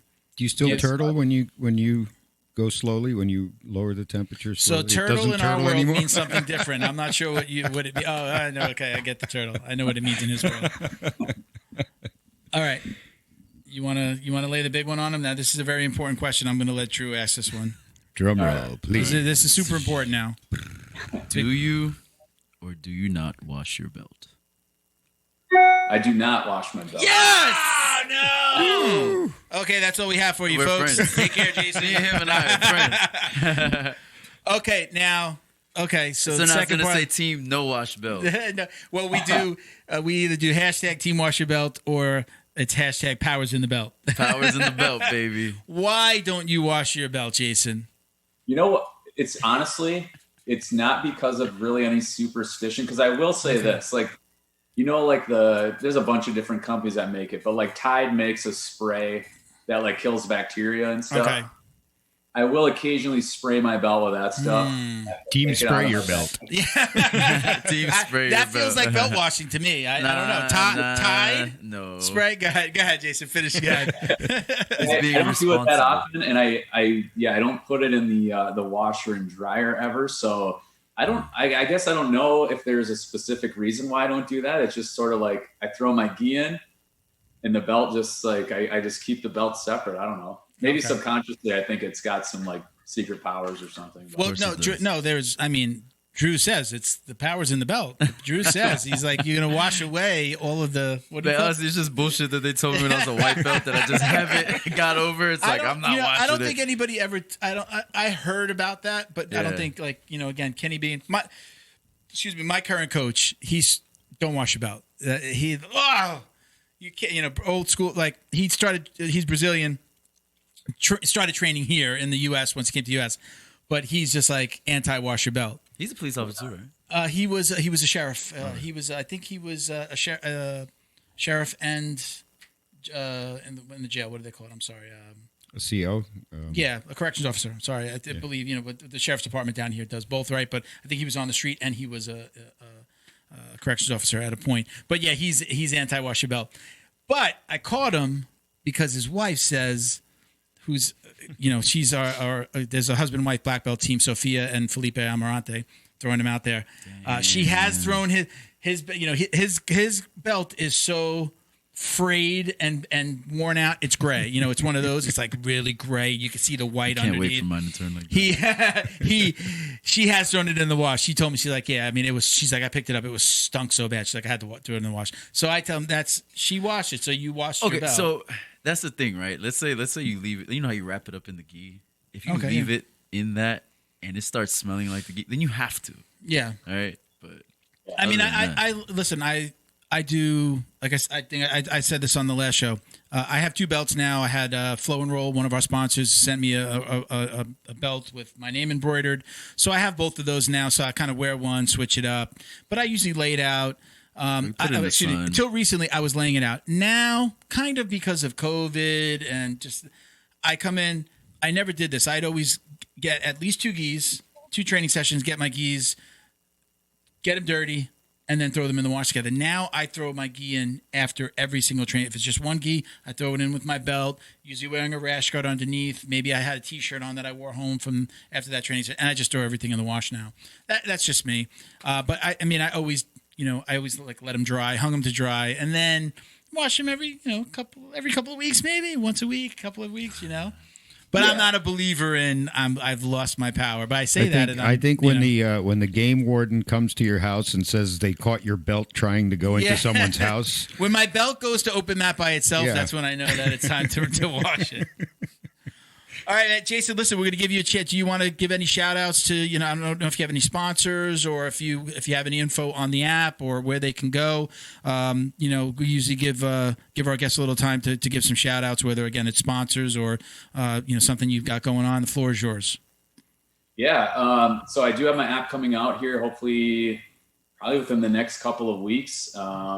Like I said, it'll be a place for you to find techniques, solo drills, workouts, kettlebell workouts, bodyweight workouts, mobility stuff. So if you never stretch and you're trying to figure out like, what do I do to kind of get rid of these aches and pains? I'll have a ton of like mobility, yoga flows, static stretches, stuff like that, as well as nutrition. So if you are thinking like, what am I supposed to eat every day? I'll have monthly nutrition plans or shopping lists, weekly meal planners, give you some ideas on meal prep. Really everything that you could need to live the jiu-jitsu lifestyle. That's what my app is for. Obviously it's geared toward cops, but it definitely can be used by anybody really that's interested in self-defense jiu-jitsu. So that'll be launching on the App Store for Apple. It'll be Apple app. And then I'll probably do an Android version here soon. But beyond that, if you're looking for just general kind of technique videos, jiu-jitsu content, you can follow me on Instagram, Jiu-Jitsu 5_O FIVE. Go to my website. We've got a lot of branded jiu-jitsu gear, rash guards, skis, belts, bags, the whole thing, hoodies and tees. So yeah. And people can send you questions, right? You can have, whether it's an officer or just somebody training jiu-jitsu, they can send you a message typically on your IG and ask you, maybe present a situation and say, can you show, because I see you when you do some of your videos, it looks like you're kind of reading the comment, the request from somebody, and then you're showing that move, right? Yeah, absolutely. We'll do, we try to do a live class, usually like once a week or once every couple of weeks on IG, and people can ask us questions, and then I record all of those so I can go back and post it if there's specific questions that come up, because I know there's probably a lot of cops that have the same questions out there that maybe weren't able to tune in. So yeah, absolutely. Send me a message. And who's your buddy? We didn't give your buddy a shout out. I'm not sure if he's a partner or if he's just somebody that he's your jiu-jitsu dummy, basically. Who's your buddy in the videos? He's a police officer as well, right? Yeah, I got a few guys. Most of them are cops. I've got Colin, who's a black belt. You've seen him in some of my videos. Brandon, he's a fellow brown belt. And then Kyle, my buddy, he's a blue belt. He's been in a lot of my videos and stuff too. So I do have some guys that help me out filming content. And we talk about a lot of stuff too, like, hey, what's a position, like what scenario have you been in where maybe like you would have used this particular thing? And we kind of bounce those ideas off of each other. So yeah, they've been great. It's gotten to a point now where I can't do Jiu-Jitsu 5.0 all by myself. So I have, I do have It's other a good people problem to have. Yeah. It's a real good problem to have. It's been great. Good for you, man. Good for you. You probably like technique. Yeah. Yeah, I was gonna mention it. I'm not sure. We have a sponsor, the Technique.io, TEKNEEK, which after we let you go, we're actually going to do a review video on the show here at the end. You're actually able. You know what Cameo is, right? Yeah. Cameo, you can pay like a star to say hello to you or send it as a gift to somebody. Well, people can upload a video and then you can provide analysis of that video. So I'm not sure if you've got time in the day for it, but I think you would be an awesome addition for them. As somebody who can take a video like the ones that we talked about, like the Walmart videos that we're talking about, and then you comment over the top, and somebody pays you to do it. It's we set ours for the podcast because they're a sponsor. We just put it at $5, but you got guys like Robert Drysdale and Rob from McDojo that are like $20-$25. And cool. Again, somebody submits the video, it goes right to you. They have a tool where you're able to actually comment and record. You can even have your face now in the corner, but you can record your commentary on a training video, situational, or competition. So I'll send you a message. I'll put you together with Alex. Look, it's always good to put people together. If something comes of it, great. At least you meet somebody cool. But I think that might be a great place for you. It'd be an additional place for you to kind of talk about what you do. We're listed as Jiu-Jitsu Dummies, not me or Drew or anybody specifically. It's the podcast. So, maybe you'd be able to put up, Jiu-Jitsu 5.0 would be another way for you to get some more eyeballs on your stuff. So yeah, I'll shoot you a message. We'll introduce you guys. Absolutely. It'd be great. All right. So again, listen, thank you very much for joining us. We appreciate it. We're going to let you go. We've got more for you guys, so stick around. But Jason, thank you so much, man. We'll talk to you soon. And please come back when you have the app out, and let's talk a little bit more about it. We'll put it on the screen. We'll talk about it a little bit. Let's do that. For sure. Yeah, I appreciate you guys having me on. Thank you very much. Take care, good Jason. Talking to you, bro. Stay safe out there. But when I move the computer, he freezes it. He didn't freeze the entire time until I moved the computer. And then it might froze. Just be the connection there. Yeah, possible. Yeah.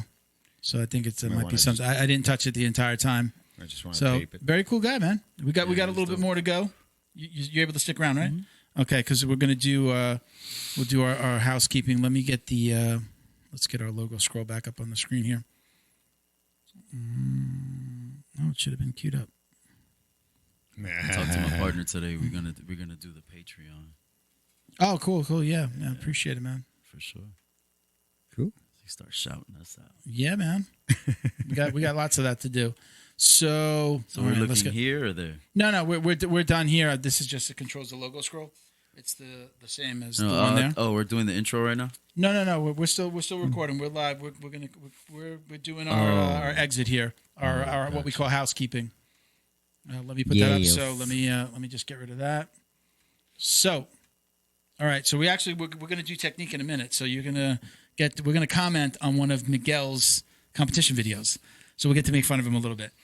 So again, listen, thank you guys for sticking around. We got a lot more here, so stay with us. But let's talk about. You could check out our GoFundMe for the foundation, where we're now back to awarding scholarships to veterans, first responders, and kids. So just look in the description here or go to our IG at Jiu-Jitsu Dummies, click the link in the bio, and you can find all the different ways you can be involved with the show or donate to the foundation or our Patreon that you just mentioned. So again, at Jiu-Jitsu Dummies. You can also find us on Facebook, and then you just facebook.com/the Jiu-Jitsu Dummies Foundation. You can actually donate on the Facebook page and on our IG page as well at the JJD Foundation. All right, so Facebook owns Instagram, and they allow you to put that tool on both of those platforms. So if you look at the top of the page, it'll say donate. You can donate right there. Check out the podcast store at jiu-jitsudummies.shop. 15% off with code JJD. We have new ranked rash guards, tees, face shields. I just put up a new podcast T-shirt. I got a whole bunch of stuff coming for you. It's not here yet. Got you some rash guards, some T-shirts. I got something over here. I got a windbreaker that doesn't fit me that I bought for myself. It's like I bought an XL, but I think it's going to fit you. It's ran real small, but we do free shipping on orders over $50, and again 15% off with code JJD. Support the Jiu-Jitsu Dummies Foundation on Amazon Smile. Check out our Instagram again at Jiu-Jitsu Dummies, and you can get instructions on that setup. All right, let's jump into the technique. So, how familiar are you with technique? We're going to look at it here. We'll be able to look at it right here. I'm a black belt. I should be, familiar No. I mean, mean, you're trying to expose me as a front. No, I'm not trying to expose anything. Belt. I like my knees too much. I don't want you grabbing me. All right, don't grab your knees. I'll grab your heels. Yep. That's. See, that's how much I know about the leg stuff. So, all right. So, technique.io on Instagram, and that's the website name as well. Right. So, Technique is, hey, there's Rob from McDojo. So, he did this? No. He just happens to be one of the pros. Oh. So you can actually ask him business related questions because he does a lot of stuff with, everybody knows him from McDojo, but he also does he helps out gyms and, with marketing side, student retention, getting new students in. He had some really great advice on how to help people retain students through the pandemic. Like, hey, are you going to lose that student? Try to charge them, piss them off, lose them, or talk to your students and say, hey, listen, I'll charge you half, stick with us, it helps support us, and we're going to just wipe that slate clean. When you start coming to training, you just go back to your normal price, or even more than that. He had some really great tips on that. So he's on there for that as well. So I noticed that they kind of the featured pros here. So just so you know, right, the listeners out there or the people watching on YouTube will be able to see this as well. So they're going to see this screen. Yes. So he's added a lot of new people. We're down. We're in the mix here. There we are. We're right here. Right there. Right. So you've got again Robert Drysdale is over here. Elliot Marshall, UFC vet. Right. So let me log in. Now we've got Miguel's video uploaded. So we're looking here. Then. We're the pro. No, look here. This is the exact same thing. Yeah. So we've got. We're listed as a pro, so my access gets me into the pro section. I go into analysis. Now, you on your a student or somebody looking for somebody to review a video, they would go in, they would upload the video, they would pay whatever the fee, $25, $25, $10, whatever the pro has indicated they want to get. You can control your own, profile. They're able to upload. It doesn't actually charge their card until after you do the review and submit, right? Gotcha. And then once it's submitted, the card gets charged, and that you've now paid Technique. Technique pays the pro. So let's kind of jump in here. Now there are some new features that they've added. I think we'll kind of discover them together. So you see the speak test. I think I kind of did this already. We're going to enable the camera, and the camera's actually now going to put my face there. You see, there down at the bottom. The microphone's enabled. So we're going to start recording. Right. So now this is Miguel. There's no sound from his end, right? Because now it's recording everything we say right now. Right. So this is Miguel. I don't think this is his first tournament. Ooh, this was that like an armbar attempt right there? Well, what we could do is we can go back. He does well. He's doing well in the girls' league. Yeah. So we can go back. I can click back and I can go back by frame. I can go one frame. I can go really slow. I can go back X amount of frames. Now I can also say something like this. I can go, well, his arm was in the wrong place, and I can indicate what I'm talking about to the user. You're smiling. You like this. This is good stuff, right? No, I just like that. Like he went for the attack. My cousin Devin, he does that shit all the time. That little sit down arm bar flying thing. Okay. So so let's go back there. So we're gonna go here. He went for an inside trip. Okay, we do this all the time. He needed you need to get that leg a little further over the head, kind of lock it over the head by the shoulder. So that's what he was going for. We work that all the time at our gym. Gotcha. Kind of you're in that Oma. You can also go for the omoplata right after that. So go ahead. Feel free to comment. All right, we're telling him you're doing this right, you're doing this wrong. I'm going to defer to you as the black belt, so I want you to commentate a little bit more if you can. I'll be the source of comedy. Okay, so I don't know what just happened there. So again, we can go back as the pro. I can go back. There you go, right? Yeah. So we can go back. Grips, excuse me. Bro. So I can go back. So now, I don't. What tournament is this? This is an IBJJF, but I don't remember which one this is. To be honest, God, I think this might have been the last Orlando Orlando event. I'm not 100% sure. Now, I definitely. It looks so strange backwards. I don't love being. I'm not very flexible, and don't like getting stacked. I got the gut, so I don't usually like to fight. I probably would have let go of this a little bit earlier. What would you suggest he does here? I mean, he should be He should be trying to push him back and getting on top here. But I don't know why, like this arm right here. Why did he didn't grab the sleeve and then turn it into the omoplata? Okay. The heel so they're out of bounds. Yeah. The heel to the head is cool. I mean, that's always cool, bro. He's mixing strikes in there. You know, but you got to do it slick, right? You can't like strike him, but you know. All right, so back. All right, so Miguel, your stance, right? I wouldn't suggest standing so high like that because if you go against a wrestler, he's going to double leg you into the stands. Okay, agree. All right, and then this right here, it's like you. Okay, so I see he's setting that shit up again. Okay, stop and think just out of bounds again. Okay. Are you a guard puller? Hell no. Do you like that? I know they have this shirt that says anti guard puller club. That's me 100%. Yeah. Because I don't like pulling guard, but I also like leg locks. So you know, it's like, I'd rather wrestle. So I mean, you got to pull guard. You can pull guard, grab the right. I mean, like if he's a better wrestler than me, I'm gonna pull guard, but I don't like it. Okay, so he has that leg up. See, you'd be all over that leg right here. Yeah, because my mind goes straight to heel hooker, right? Because I'll grab under there and then try to go into K guard and do backside 50-50, like, you know, but you can't do that in the gi, so that's where my mind went. But all right. So what's he trying to set up here? I think he's trying to kind of set up a sweep, which I watched it one time. I'm not sure if he actually gets it here. Okay, good. So he's trying to pull his posture down because that dude's posturing up pretty high. Okay. There you go. There Boom. It is. See, now that he was thinking heel hook too. You saw? Yeah. I don't know if they could do heel hook at this level. No, you can't do it in the gi.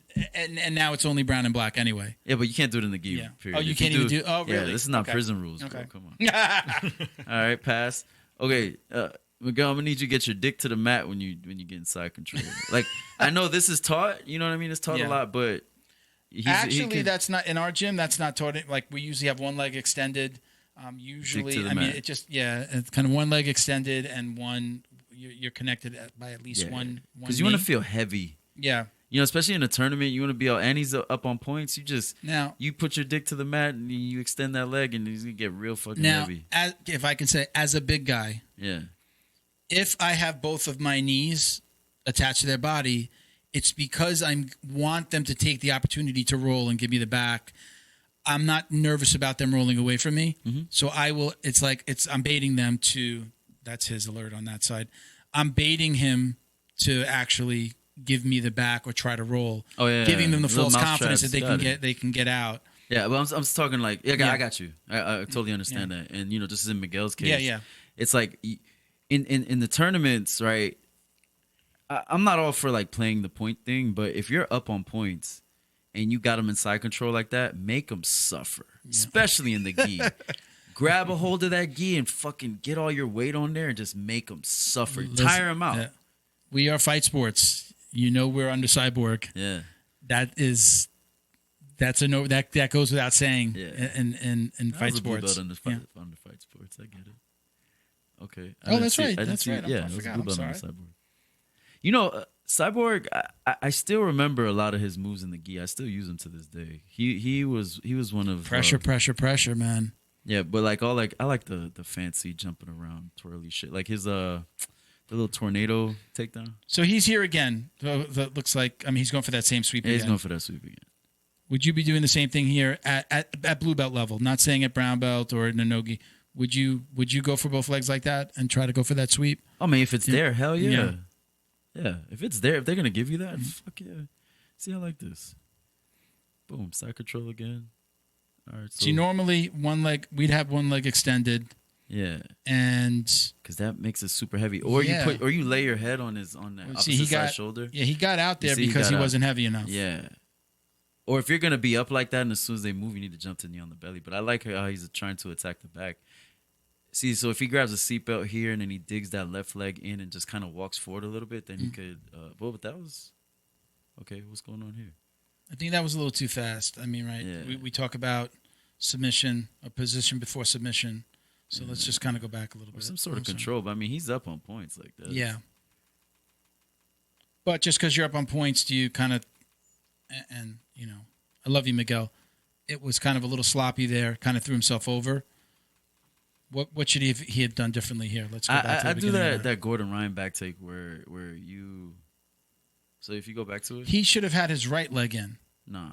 Right. I'm saying like he was in the position. I like that position. Yeah. Because you grab the seatbelt and then you stick that left leg in there and you start walking it forward. Because it opens up his arm. And if I can, I'm asking, not telling. Yeah. Here. Let's go forward. Here, he needed to get that right leg in before I feel like he should have thrown. You're talking about that, yeah. He should have put his right leg in. Before he jumps a little bit lower, side, right? Sure. Before he jumped over and he eventually... Yeah, he got a little excited. Yeah, he got a little excited. The guy got rolled. I say this every day. I got this from Kinney. Space is bad. There's a lot of space here. Yeah, he got up. He threw himself over. Yeah. Kind of slightly detached from him right there at that point. You know what would have been cool? He needed to be a little bit tighter on him. Yeah. You know what would have been cool if he went to Cyborgs guys doing the owl. I don't know what the owl is. You guys don't know the owl? No, I don't know. I mean, I might know the move. I've never heard anybody call it an owl. Move, but you grab the top of the collar of the gi and you grab the belt and you jump on the back. Oh yeah, okay. Right, you sit there perched like an owl and then you jump up and pull and then shoot your hooks in. Yes, I've seen that move many times. Yeah, I love doing that. You know who used to from Cyborg? Yeah, I've had it done to me. Yeah. You probably did it to me. I probably did. Yes, I did. You did do that to me. I know. Old purple belt me. This son of a bitch is just sitting hanging out on my back. All right, so this is so he's in half guard right now. Okay, well, kinda. He's in some like butterfly thing going on. So the bottom guy being butterflied. Yeah, but let me see, Miguel. Where are you at right now? So he's got 27 seconds left. I'm sure he's tired at this point. So, yeah, for sure. At this point in the match. See, this point, you just see how his leg is right there? You say, fuck it, and just drop back for a leg lock. See, this guy... All right, so he's trying to get an I know that this is a couple of months ago, and he was new. He's relatively new at Blue Belt. Yeah. So he just got Blue Belt this last year. You know what I mean? Yeah. He did great. He's tough. He's a tough role. Miguel is a student of the game of MMA, of UFC, of Jiu-Jitsu.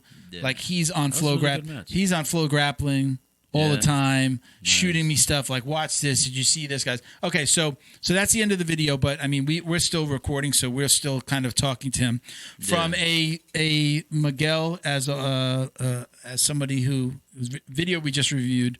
He did good. Yeah, for sure. As a tool, I think this is an amazing tool. I like this.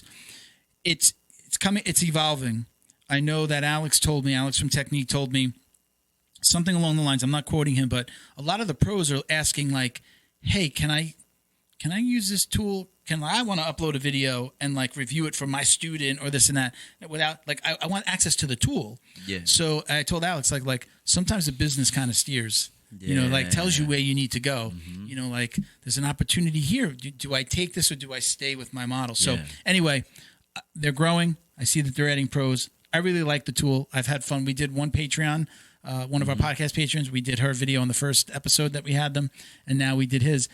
I like it. We're gonna we're gonna like kind of play with it, and because it's multiple people, give a little bit more of a funny take on it. But for somebody like Robert Drysdale, who's not gonna necessarily know the person, right? He's giving a legitimate take on the video.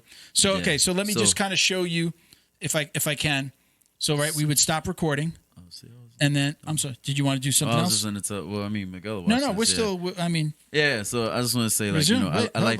Resume. We're recording again. Oh, we're recording. Yeah, let's go back into it. So I just want to say, like, Miguel, that was really good. I like how you stayed calm the whole time. You didn't look like you spazzed out not once. Your positional control, like, you kept going for things. You didn't stop, but you also didn't tire yourself out. And it was good. You kept attacking, and so that was really good. I don't know how the rest of the day went. One or two takeaways that you think he could improve on. I think we said the side control, probably right, a little bit heavier. Side control, especially in a tournament, right? With the points. If it's sub only, he could do that all day, right? Yeah. No problem. But with the points, you're ahead on points. You get in side control, dick to the mat, and then you start working from there, nice and slow, and grind them out. Because when you stick your dick on that mat, and I know I keep saying that, but yeah, I know, man. Yeah, but like when you it's get a family show, down, but that's okay. That's a sticky dick. Stick your dick on the mat. Right.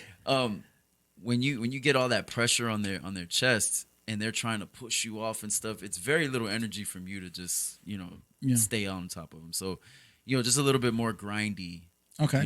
Stick your head in, like, on his face over here. Yeah, pressure, shoulder pressure. Pressure when you're passing. Okay. Just to get them tired. All right. Sub only, do all that other stuff, but just get them tired. But okay. Awesome match. And thank you for letting us use your video, Miguel. We love you. You're the man, bro. All right, so we're going to stop recording. I could preview it and play this back to, like, I could preview now and see what we said. Yeah. In this case, I'm just going to do it to publish. So it'll publish here. It's uploading the video. Now it's going to leave my analysis tab.